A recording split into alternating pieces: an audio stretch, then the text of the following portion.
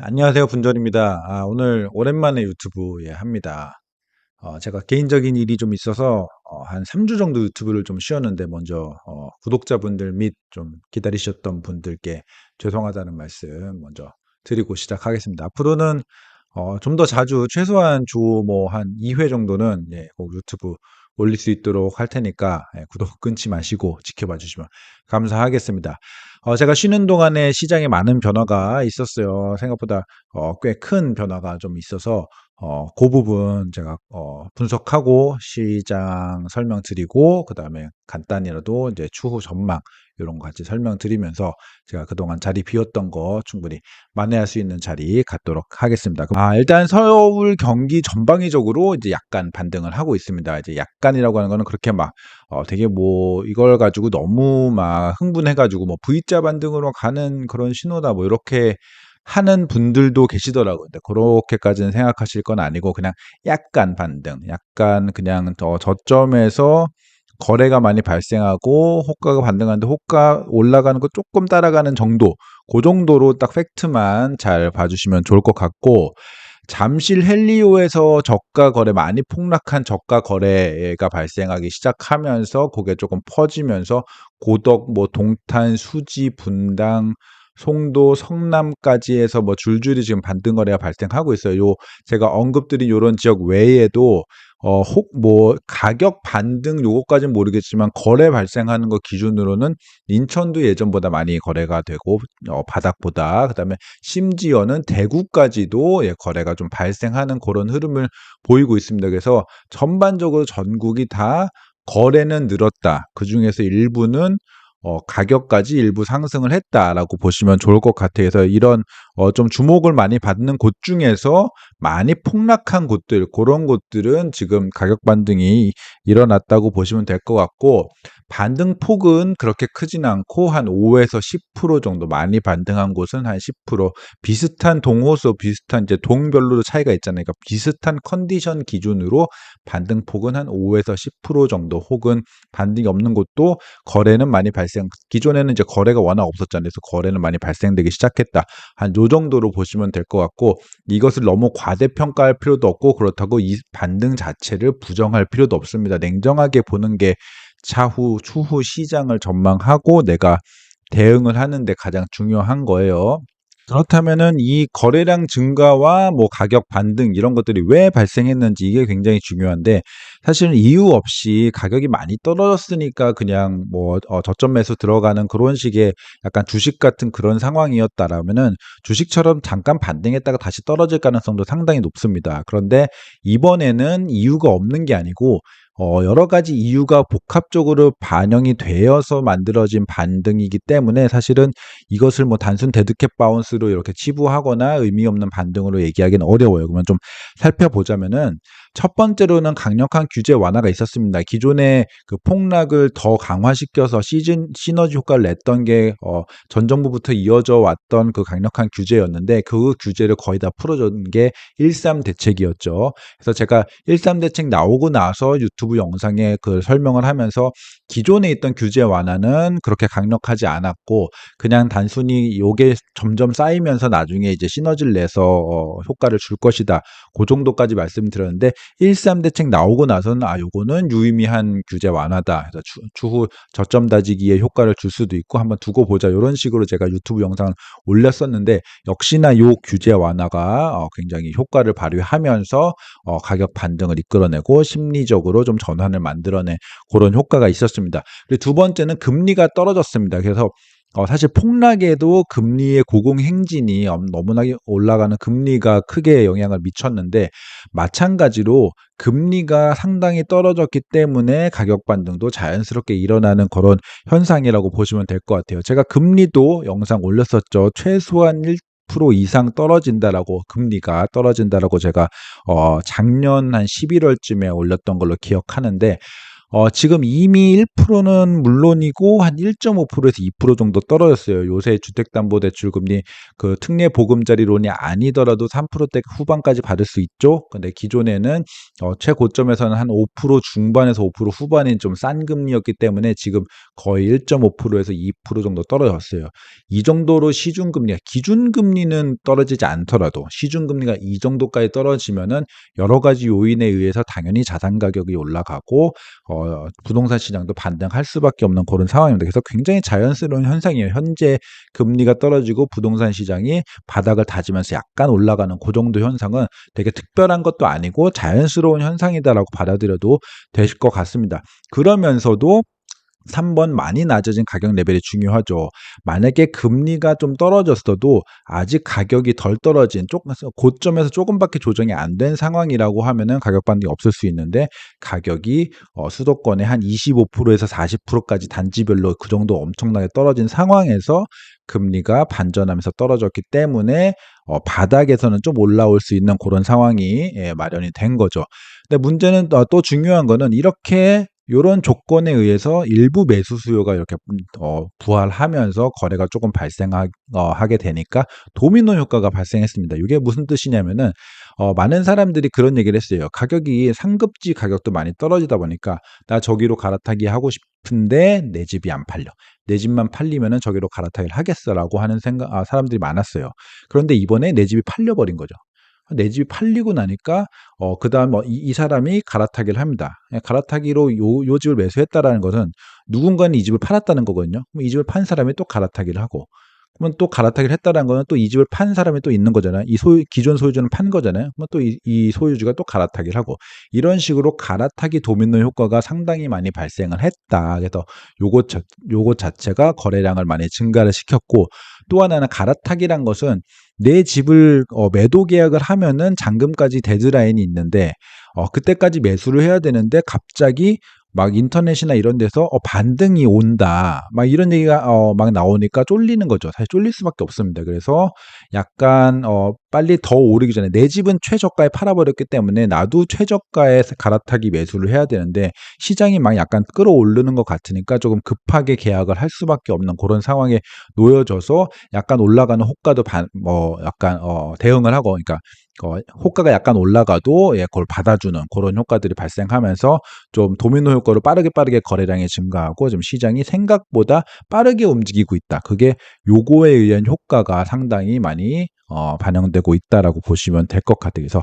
요 1, 2, 3, 4번이 다 반영이 되면서 1, 2, 3번으로 인해서 당연하게도 아주 자연스럽게 매수 수요가 좀 증가를 했고 거래가 너무 발생하지 않는 시장에서 매수 수요가 조금 올라오니까 갈아타기 도미노 효과가 발생하면서 생각보다 더 빠른 시장의 변화가 지금 나타났다. 요 정도까지 보시면 될 것 같아요.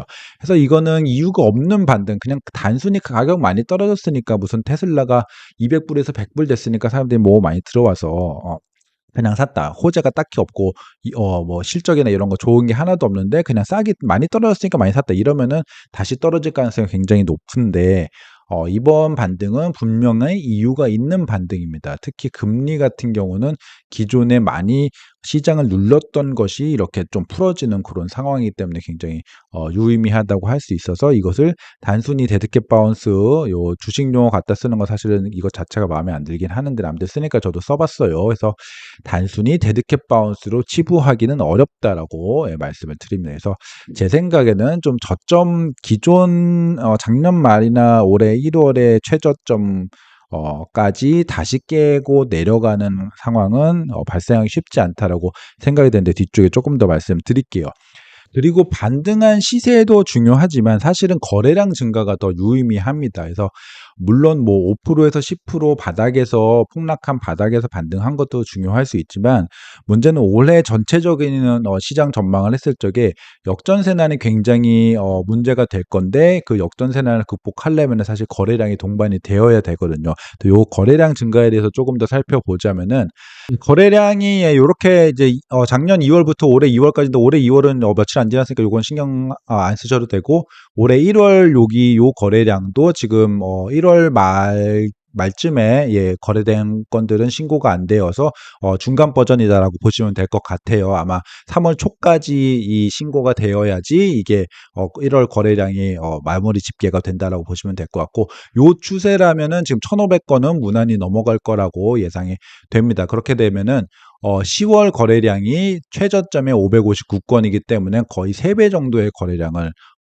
이렇게 거래가 됐다라고 보시면 될 것 같고, 요게 제가 블로그에 썼던 글인데, 12월에 한 800에서 900건 사이가 될 것 같고, 정말 800에서 900건 됐죠. 그 다음에 1월에는 이제 1월 20일에 썼던 글이에요. 1월에는 지금 분위기로는 1200건 넘을 것 같습니다라고 했는데, 요것조차도 보수적인 전망이었어요. 그래서 1500건도 넘길 것 같다라는 생각이 듭니다. 그리고 지금 분위기로 봐서는 2월 달에는 2000건도 무난히 넘을 거라고 생각이 돼요. 그렇게 되면은 지금 작년에 요 3, 4, 5월 요 거래량이 좀 많았는데, 이게 왜 그러냐면은 대선 결과에 따라서 보수당이 집권을 하니까 사람들이 기대감을 가지면서, 특히 또 일기 신도시 뭐 요런 공약들이 많았기 때문에 뭐 거래량, 그다음에 뭐 재건축, 어떤 완화 요런 공약이 많았기 때문에 거래량이 많이 증가했던 고기가 3, 4, 5월이었어요. 근데 요때 수준, 지금 1월만 해도 이때 수준은 거의 회복을 하는 것 같고, 2월에는 작년 내내보다 더 높은 그런 거래량을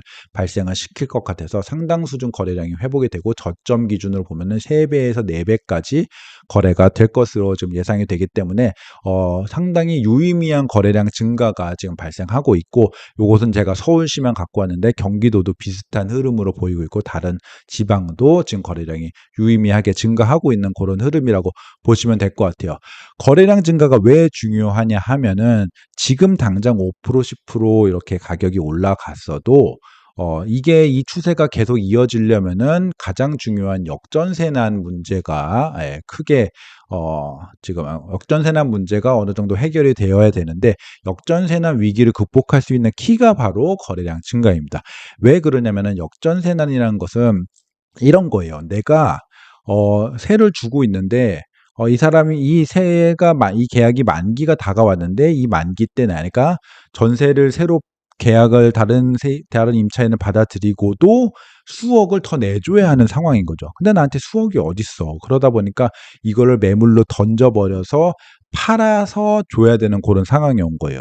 거기까지는 괜찮아요. 팔아서 주면 되지. 그런데 문제는 어 만기 때까지 안 팔리는 게 제일 문제죠. 만기 때까지 안 팔리면 뭐 경매로 넘어갈 수도 있고 뭐 여러 가지 난리가 나잖아요.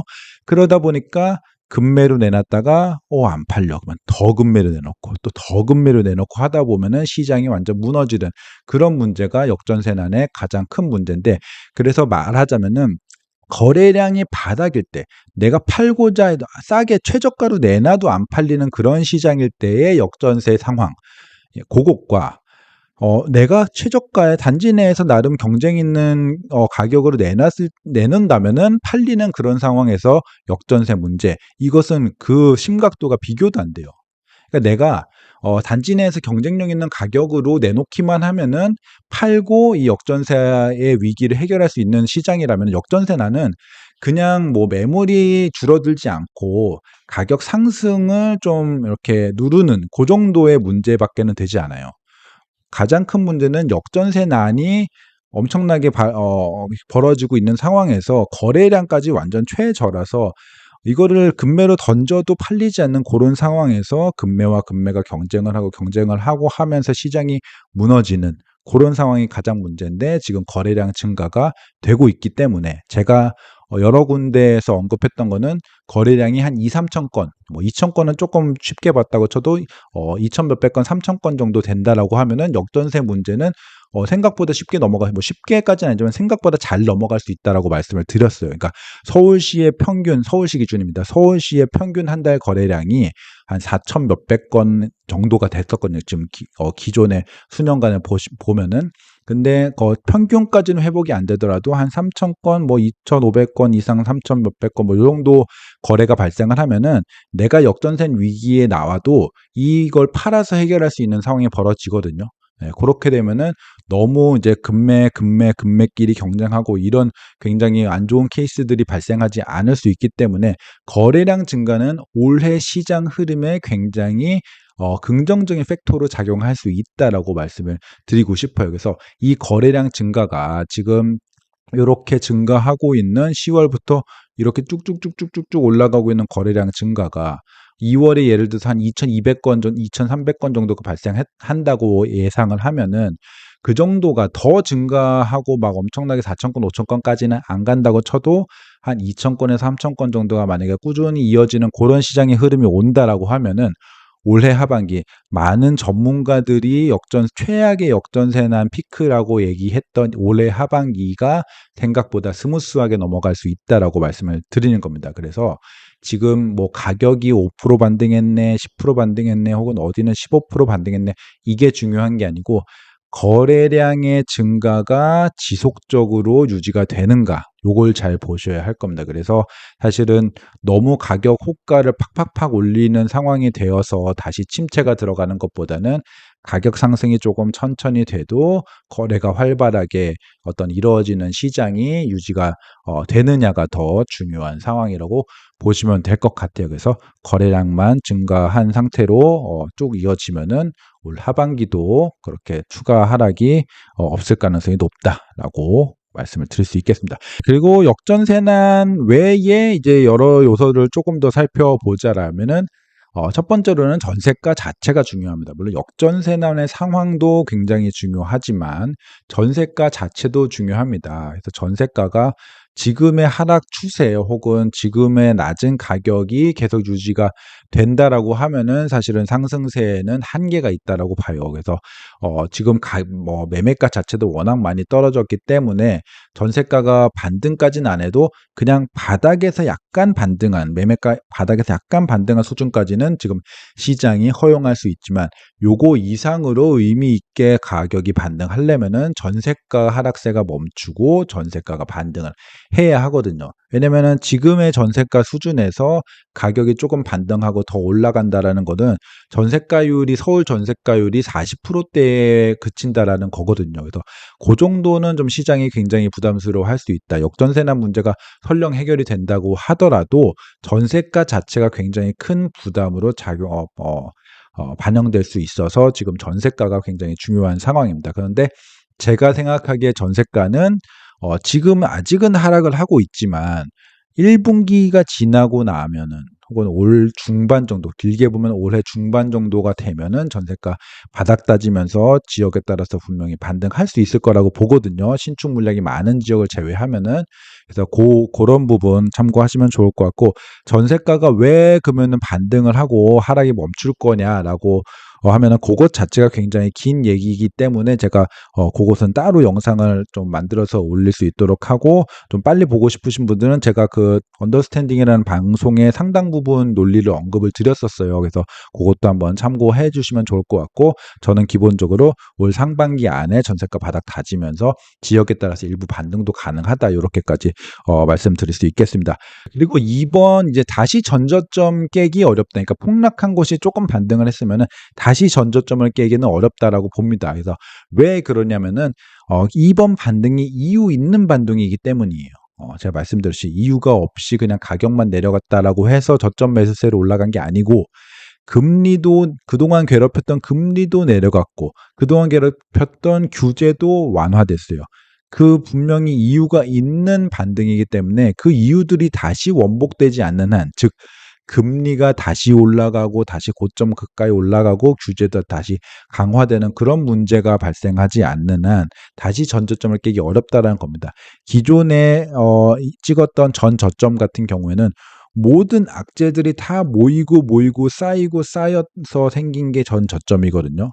네, 그중에서 그런 문제들이 일부가 해결됨으로써 약간의 반등이 있었던 그런 곳들은 지금 전저점까지 그 전저점 아래로까지 내려가기는 상당히 쉽지 않다라고 생각을 합니다. 그래서 이런 것들을 볼 적에 과연 이유가 명확하게 있는 반등인가, 혹은 그냥 가격이 쌌기 때문에 저가 매수세가 갑자기 들어와서 생긴 일시적인 반등인가를 잘 구분하셔야 되는데, 저는 이번 반등 혹은 뭐 저점 다지기 요런 거래량 증가 요런 현상은 의미가 있고 다시 전저점을 깨고 내려가기는 쉽지 않다라고 생각을 합니다. 하지만 반면 이게 또 중요하죠. 대세 상승장도 아직 기대하기 어렵다라는 점 꼭 염두에 두셔야 합니다. 그러니까 지금 같은 경우는 일부 반등은 할 수 있습니다. 왜냐하면 너무 많이 떨어졌기 때문에. 너무 많이 떨어진 상태에서 그 문제점들이 일부 해결이 됐기 때문에 반등은 할 수 있으나 그것을 대세 상승장으로 기대하기에는 여전히 그 문제들이 일부 완화가 되었다라는 것이 완전히 해결된 것도 아니고, 거기다가 또 지금 현재에 남아있는 문제인 전세가 문제, 전세가가 굉장히 낮은 상태이고 아직은 하락 추세가 이어지고 있다라는 점이 굉장히 시장에 부담으로 작용을 하고 있습니다. 그래서 이것을 V자 반등이나 대세 상승장으로 기대하기에는 여러 가지 조건들이 지금 문제가 돼요. 그렇기 때문에 지금 너무 섣불리 드디어 V자 반등을 해서 올해 막 폭팍 튀어오를까 요렇게 기대하면서 막 섣불리 투자도 하고 뭐 매수도 하고 막 이러지 마시고, 매수는 보수적으로 내가 실거주로 갈아타기 하거나 실거주 무주택 매수를 하는 건 좋지만, 투자적으로는 꼼꼼히 따져서 지금 바닥에서 살며시 이렇게 들어가는 것 이상으로 좀 과잉 투자를 벌써 시작하는 것은 조금 아니라고 보고, 대세 상승장 아직 기대하기 어렵고 내년쯤 되어서 금리도 더 낮아지고 물량도 더 줄어들고 전세가도 바닥 찍고 올라가고 그런 조건들이 많이 맞춰졌을 적에 대세 상승장 근처, 대세 상승장이라고 해서 V자 반등해서 전고점 빨리 깨고 요거는 되게 쉽지 않아요. 전고점 깨는 거는 훨씬 나중일 거라고 저는 생각을 합니다. 그래서 어쨌든 간에 내년쯤 돼서 여러 가지 문제들이 더 훨씬 많이 해결이 됐을 적에, 그리고 신규 입주 물량도 적은 상황이 됐을 적에 꽤 의미 있는 반등이 이어질 수 있겠다. 일부 반등한 거에 대해서 이것을 뭐 폄하하거나 곧 다시 떨어진다, 이것은 의미 없다, 이렇게 얘기할 필요도 없지만, 이것을 또 과대평가해서 이거 V자 반등으로 가서 막 전고점 근처까지 간다, 이렇게까지 얘기할 것도 없고, 냉정하게 현재 상황을 분석해서 반등, 의미 있는 반등, 뭐 이유 있는 반등 진행했고 약한 반등 여기저기서 계속 나타날 거고, 하지만 대세 상승장으로 가기에는 쉽지 않다. 요 정도까지 냉정한 판단하셨으면 좋겠습니다. 그래서 상승의 수준은 제가 판단하기에는 굉장히 긍정적으로, 아무리 긍정적인 생각을 해도 하락폭의 절반 회복하기도 쉽지 않다. 뭐 적어도 반등 앞으로 한 반년 정도 그 정도로 단기적으로 보면은 그렇게 절반 회복하기 쉽지 않다. 그러니까 좋은 반등이 많이 오는 곳들도, 시장 전체적으로는 그것조차도 너무 이른 말이고, 예. 좀 좋은 지역들조차도 하락폭의 반까지 회복하기에도 굉장히 쉽지 않은 상황이다라고 생각을 하고, 그래서 한 10%에서 한 15% 정도 반등한 곳이 있다라고 하면은 단기적으로는 좀 고점이니까 여기는 좀 매수나 뭐 내 집 마련이다라고 할지라도 매수하기 좀 보수적으로 접근해야 하겠다. 근데 바닥에서 뭐 한 5%에서 뭐 한 7, 8% 정도 반등을 한 상황이다라고 하면은 뭐 꼭 발바닥에서만 사야 되는 건 아니니까 한 무릎 정도 매수라고 생각하고 내 집 마련 하셔도 된다. 요 정도로 좀 생각을 하고 있습니다. 그래서 한 15% 정도 이미 올랐다라고 하면은 좀 보수적으로 보자. 요 정도의 어떤 제 시각을 공유 드리도록 하겠습니다. 네, 여기까지 이제 반등장에 대한 얘기 말씀드렸는데, 네, 뭐 말씀드렸지만 반복해서 말씀드리지만 이거에 대해서 너무 이렇게 폄하할 필요도 없고 너무 과대평가할 필요도 없습니다. 예, 그 상황 자체 그대로 받아들이시면 될 것 같고, 제가 오랜만에 영상 올렸는데 앞으로는 좀 더 부지런히 영상 올리면서 시장 현황 공유 드리면서 분석하고 단기 전망까지 꾸준히 업데이트 하도록 하겠으니까 구독과 좋아요 부탁드리도록 하겠습니다. 그럼 오늘 여기까지 하겠습니다. 감사합니다.